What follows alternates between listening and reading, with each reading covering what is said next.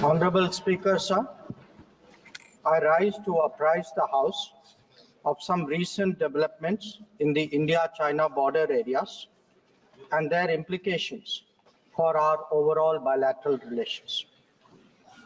The House is aware that our ties have been abnormal since 2020, when peace and tranquility in the border areas were disturbed as a result of Chinese actions. Recent developments that reflect our continuous diplomatic engagement since then have set our ties in the direction of some improvement. The House is cognizant of the fact that China is an illegal occupation of 38,000 square kilometers of Indian territory in Aksai Chin as a result of the 1962 conflicts and the event that preceded it. Furthermore, Pakistan illegally ceded 5,180 square kilometers of Indian territory to China in 1963, which has been under its occupation since 1948. India and China have held talks for multiple decades to resolve the boundary issue. While there is a line of actual control, LAC, it does not have a common understanding in some areas. We remain committed to engaging with China through bilateral discussions to arrive at a fair, reasonable, and mutually acceptable framework for a boundary settlement. Honorable members would recall that the amassing of a large number of troops by China along the LAC in eastern Ladakh in April-May 2020 resulted in face-offs with our forces at a number of points. The situation also led to disruption of patrolling activities. It is to the credit of our armed forces that despite logistical challenges and the then prevailing COVID situation, they were able to counter-deploy rapidly and effectively. Honorable Speaker, sir, the House is well aware of the circumstances leading to the violent clashes in Galwan Valley in June 2020. In the months thereafter, we were addressing a situation that had not only seen fatalities for the first time in 45 years, but also a turn of events serious enough for heavy weaponry to be deployed in close proximity to the LAC. While a determined counter-deployment of adequate capability was the government's immediate response, there was also the imperative of a diplomatic effort to diffuse these heightened tensions and restore peace and tranquility. Honorable Speaker, sir, the contemporary phase of our ties with China dates back to 1988, when there was a clear understanding that the Sino-Indian boundary question will be settled through peaceful and friendly consultations. In 1991, the two sides agreed to maintain peace and tranquility in the areas along the LAC, pending a final settlement of the boundary question. Thereafter, in 1993, an agreement was reached on the maintenance of peace and tranquility. Subsequently, in 1996, India and China agreed on confidence-building measures in the military field. In 2003, we finalized a declaration of principles of our relations and comprehensive cooperation, which included the appointment of special representatives. In 2005, a protocol was formulated on modalities for the implementation of confidence-building measures along the LAC. At the same time, the political parameters and guiding principles for the settlement of the boundary question was agreed to. In 2012, a working mechanism for consultation and coordination, WMCC, was established, and a year later, we reached an understanding on border defense cooperation as well. Speaker, sir, the purpose of my recalling these agreements is to underline the elaborate nature of our shared efforts to ensure peace and tranquility, and to emphasize the seriousness of what its unprecedented disruption in 2020 implied for our overall relationship. The situation arising after our counter-deployment in 2020 called for multiple sets of responses. The immediate priority was to ensure disengagement from friction points so that there would be no further untoward incidents or clashes. This, sir, has been fully achieved, as I will explain. The next priority will be to consider de-escalation that would address the massing of troops along the LAC with associated accompaniments. It is also evident that the management of border areas will require further attention in the light of our recent experiences. In all of this, we were and we remain very clear that the three key principles must be observed in all circumstances. One, both sides should strictly respect and observe the LAC. Two, neither side should attempt to unilaterally alter the status quo. And three, agreements and understandings reached in the past must be fully abided by in their entirety. Honorable members would appreciate that as a result of the sustained tension and specific developments in the border areas, our overall relationship with China was bound to be impacted adversely. In the new circumstances, it was obviously not possible to continue the normal exchanges, interactions, and activities as in the past. In this regard, we made clear that the development of our ties were contingent on the principles of mutual sensitivity, mutual respect, and mutual interest. Throughout this period, honorable members would also be aware that government has maintained that India-China relations cannot be normal in the absence of peace and tranquility in the border areas. The combination of a firm and principled stance on the situation in the border areas, as well as a clearly articulated approach to the totality of our ties, have been the foundation of our engagement with China for the last 4 years. We have been very clear that the restoration of peace and tranquility would be the basis for the rest of the relationship to move forward.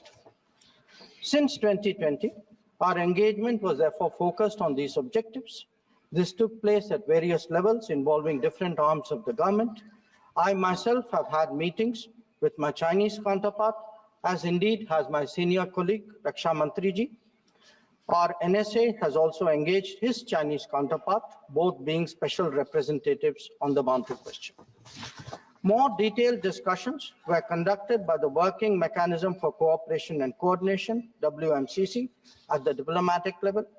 Its military counterpart was the Senior Highest Military Commanders Meeting, SHMC mechanism. The interactions were naturally very tightly coordinated with a combined presence in the negotiations of both diplomatic and military officials. Since June 2020, 17 meetings of the WMCC and 21 rounds of SHMC have taken place. So, in this background, I would like, sir, to inform the House today about the agreement reached on 21 October 2024 regarding Depsang and Demchok. The twin considerations of an unstable local situation and an impacted bilateral relationship were clearly the drivers for these recent endeavors. These two areas have been the focus of our discussions in both WMCC and SHMC with the Chinese side since September 2022, when the last disengagement agreement was concluded at Hot Springs area. In the lead up to the October 21 agreement, I had discussed both the specific disengagement issue as well as the larger relationship with my Chinese counterpart in Astana on 4 July and Vientiane on 25 July. Our national security advisors, ours and the Chinese, met in St. Petersburg on 12 September. And the problem in these two areas pertained primarily to obstructions of our long-standing patrolling activity. In Demchok, there was also the question of access by our nomadic population to traditional grazing grounds, as well to sites of significance to the local people. As a result of this recent understanding, arrived at, after intensive negotiations, resumption of patrolling to the traditional areas is underway. It was initially tested by sending out patrols for verification of disengagement on the ground and is being followed up by regular activities as per the agreed understanding. Following the October 21 understanding, Prime Minister and President Xi Jinping had a meeting on the sidelines of the BRICS summit in Kazan on October 23. They welcomed the understanding and directed the foreign ministers to meet and stabilize and rebuild the relationship. The special representatives are also to oversee the management of peace and tranquility, besides exploring a fair, reasonable, and mutually acceptable solution to the boundary question. In pursuance of that, I recently held discussions with Foreign Minister Wang Yi again on the sidelines of the G20 summit in Rio de Janeiro on November 18th. Raksha Mantri ji has also met the Chinese Defense Minister Dong Jun at the ASEAN Defense Minister ADMM Plus meeting in Vientiane on November 20. The two ministers discussed progress on the recent agreement on disengagement, the need to address de-escalation, and the requirement of strengthening confidence-building measures. They agreed on the importance of continuing meetings and consultations at various levels. So, the House will remember that on October 21, the House will remember that the October 21 agreement is the latest in the series of an understanding in regard to the resolution of the situation at various friction points in eastern Ladakh.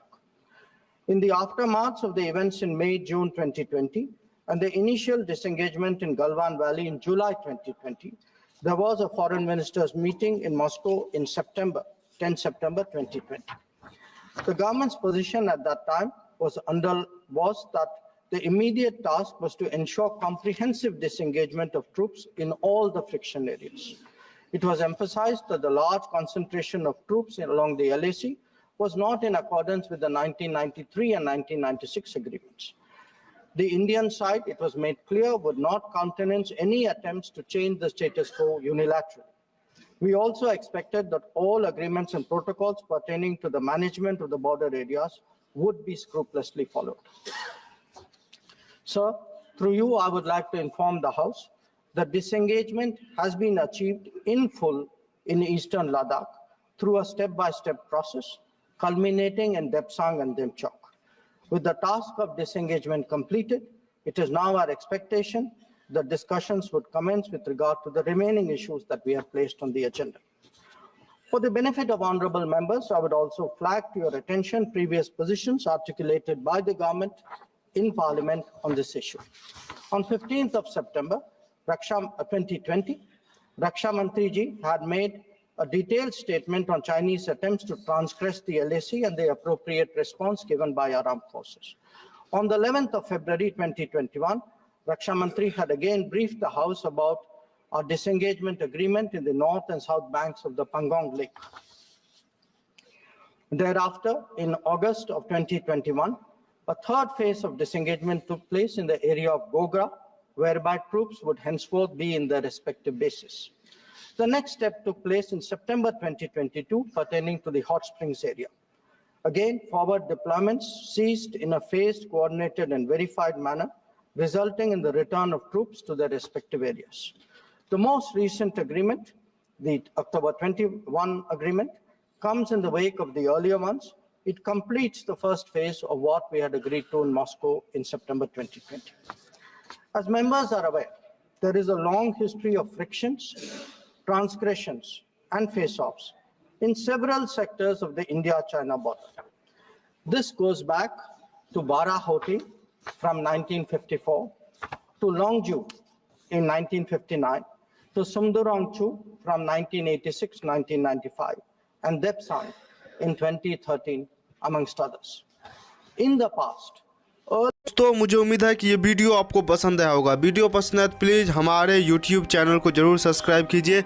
इसी प्रकार का भविष्य में video देखने के लिए channel को subscribe कीजिए। हमारे इस YouTube चैनल पे आपको इससे भी ज़्यादा इंटरेस्टिंग वीडियो भविष्य में देखने को मिलता रहेगा। तो प्लीज़ हमारे YouTube चैनल सोच टाइम्स को सब्सक्राइब कीजिए, वीडियो को लाइक कीजिए, इस वीडियो को अपने दोस्तों के साथ जरूर शेयर कीजिए। नमस्कार, फिर मिलेंगे अगले